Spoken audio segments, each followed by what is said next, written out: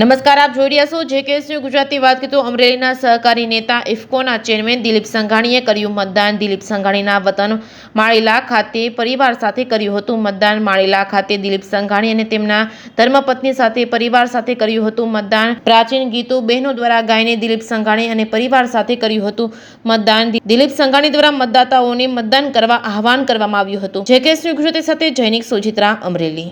જે ગામમાં એટલે કે મારા ગામ માળીલામાં જે સ્કૂલમાં એકડા ઘૂંટ્યા હતા અને એકડો ઘૂંટતા આજે દેશની અલગ અલગ સહકારી સંસ્થાઓ, કૃષિ સંસ્થાઓમાં મને પ્રધાનમંત્રી નરેન્દ્રભાઈએ જે કામગીરી સોંપી છે એ કરતાં આજે ચૂંટણી એટલે લોકશાહીનું પર્વ. એ પર્વની ઉજવણી દરેક નાગરિકોએ પોતાનું મતદાન કરીને ફરજ બજાવી.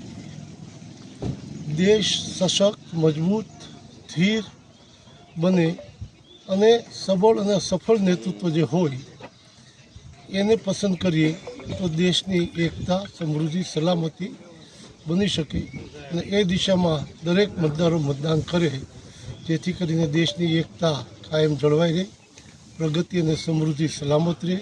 અને એના માટે આજે માળેલા ગામના બહેનો ભાઈઓ સાથે ઉમંગ ઉત્સાહ સાથે આજે અમે સૌએ મતદાન કર્યું છે. અને હું સર્વ મતદારોને વિનંતી કરું છું, આપ હજુ સુધી મતદાન કરવા ન ગયા હો તો આપનો મત બપોર સુધીમાં ગરમી શરૂ થાય તે પહેલાં મતદાન મથકે જઈને મતદાન કરો.